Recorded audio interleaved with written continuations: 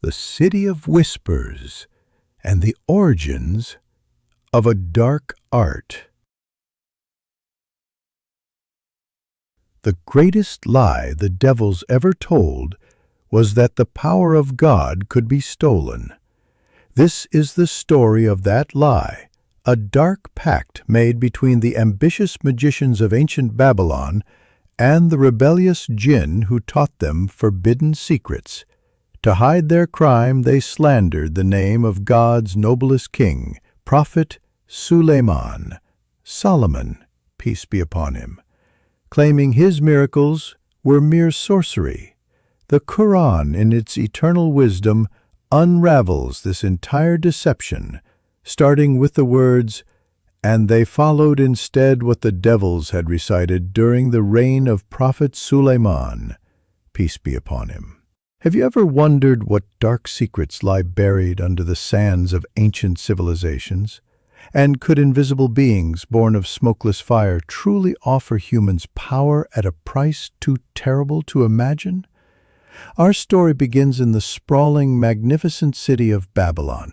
Its great ziggurats pierced the Mesopotamian sky, and its famed gardens hung like green jewels in the arid air. It was a city of wonders, a global hub of knowledge, astrology, and esoteric arts in the era following the magnificent reign of Prophet Sulayman, peace be upon him. But beneath its veneer of civilization, a spiritual sickness was taking root. The people were obsessed with power, not the power of kings and armies, but the hidden, supernatural power to bend reality to their will. In this city of ambition lived a young scribe named Azad. Brilliant and meticulous, he spent his days in the great libraries, recording the histories of kings and the predictable movements of the stars. But he felt like a powerless spectator to greatness. He saw the high priests and nobles wielding immense influence, and a bitter discontent grew in his heart. He yearned to create history, not just write it. This burning desire for significance, this feeling of being overlooked, was a vulnerability, a hairline crack in his soul waiting for a whisper to seep in. That whisper came from the unseen realm, a powerful, rebellious Jinn, a devil who had long ago chosen the path of darkness, saw the fertile ground of human ambition. It began to haunt Azad's thoughts, planting seeds of temptation that felt like his own. What if you could command fortune instead of just recording it? What if you could influence the hearts of men, not with clumsy words, but with unseen force? The whisper grew into a presence. In the dark of night, as Azad studied alone, the air would grow cold. A shadow would flicker at the edge of his vision, and a sibilant voice would hiss promises of real power, of a secret knowledge hidden from the masses.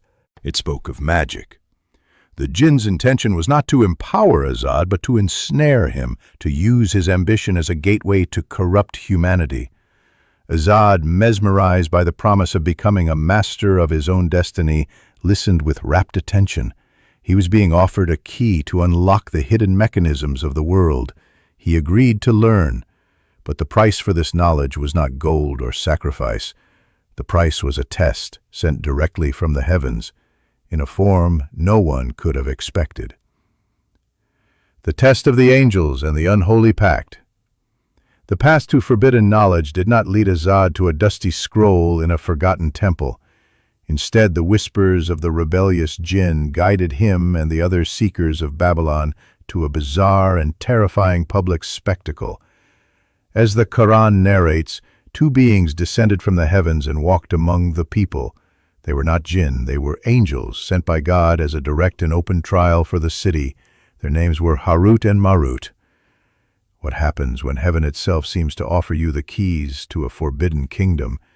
The two angels, in their majestic and awe-inspiring forms, began to openly teach the mechanics of magic. The city was thrown into a frenzy. Crowds gathered, stunned and fascinated. But with every lesson they delivered a stark and chilling warning, a disclaimer that laid bare the true nature of their mission. To every person who came to them, their voices resonating with divine gravity, they declared, "We are but a trial, so do not disbelieve by practicing this art." Qur'an, chapter 2, verse 102. A line was drawn in the sands of Babylon. On one side stood faith and salvation, on the other, power and damnation. The choice was clear, public, and inescapable. Azad stood at this precipice. He felt the awesome presence of the angels and the fear of God in their warning. But in his ear was the insidious hiss of the Jinn, playing on his deepest insecurities. The power is real, coaxing, sneering. The warning is for the weak, whispering, intense. Greatness requires sacrifice. Look at them, Azad. They offer you the very power the high priests keep for themselves, challenging. Will you remain a scribe forever, or will you become a master? While some, hearing the angelic warning, turned away in terror, clinging to their faith, Azad and many others made their choice. Their ambition was a raging fire that consumed their fear of God. They stepped across the line. And what was this world-altering knowledge they sold their souls for? Not the power to conjure wealth or move mountains, but something far more intimate and corrosive. The Qur'an specifies its most common use. They learned that by which they caused separation between a man and his wife.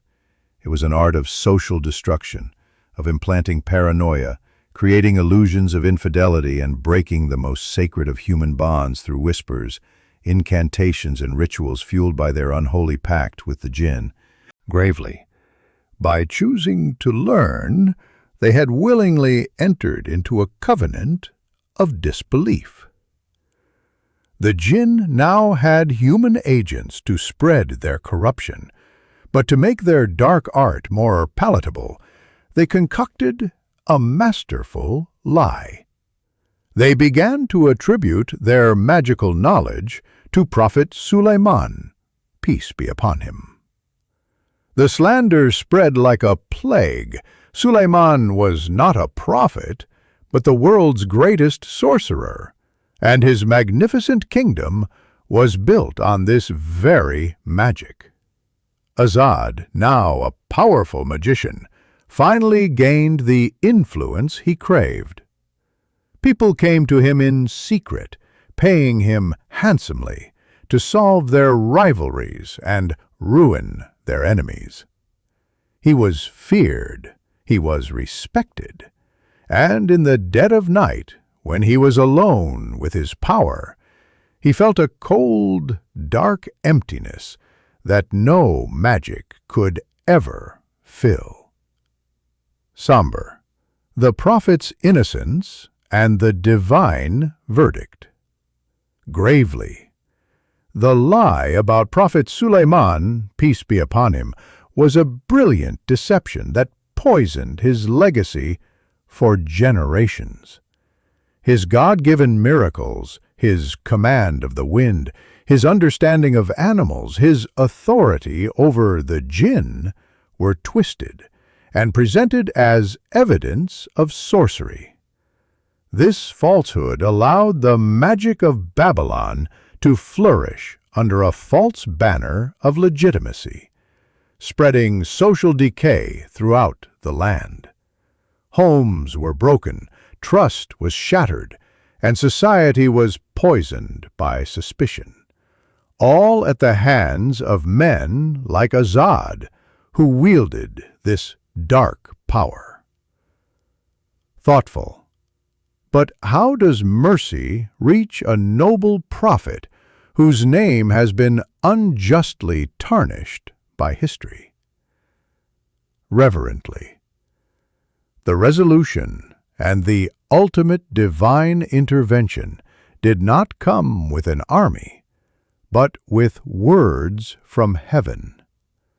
Centuries later, in the final revelation to the final prophet, Muhammad, peace and blessings be upon him, God himself set the record straight for all time, delivering the divine verdict on this ancient slander.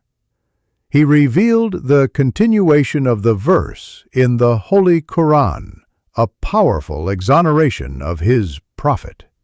It was not Solomon who disbelieved, but the devils disbelieved, teaching people magic. But they do not harm anyone with it, except by permission of God, and they, the magicians, learn what harms them and does not profit them, and they knew that whoever purchased it, magic, would have no share in the hereafter. Qur'an, chapter 2, verse 1. The believers learned that the greatest of prophets can be slandered, but God is the ultimate defender of the righteous. They learned that the magicians and their jinn allies held no real power of their own. They were merely agents of chaos, operating within the boundaries that God allowed as a test for humanity. As the dust settled on the history of ancient Babylon, the truth was revealed, and a permanent warning was established for all who would come after. Echoes of a dark pact. What timeless wisdom can we draw from the dark tales of Babylon?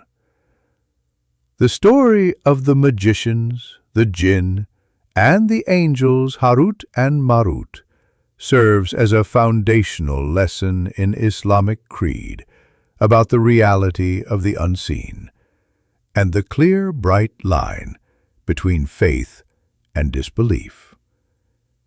First, it establishes the Islamic position on magic. It is real. Its mechanics are taught by the rebellious jinn, and to practice it is an act of disbelief.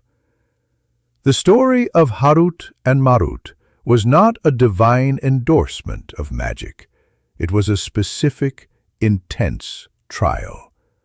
The angels themselves gave the warning, "We are a test, so do not disbelieve." This establishes that anyone who willingly crosses that line has chosen corruption over faith. This leads to the second crucial lesson: protection. If these unseen forces and forbidden arts are real, how does a believer shield themselves? The story of Prophet Sulayman, peace be upon him, provides the answer.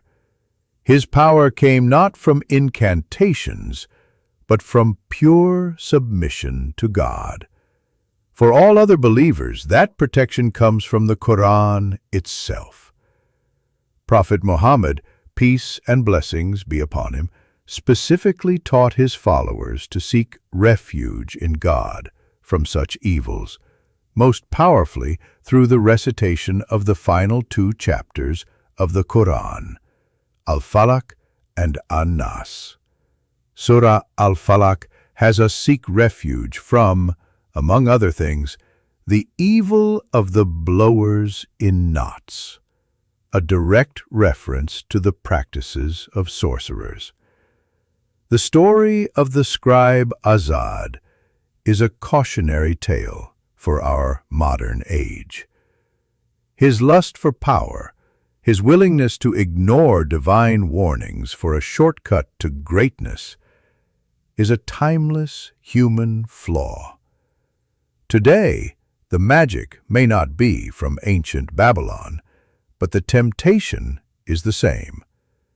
It is the desire to achieve success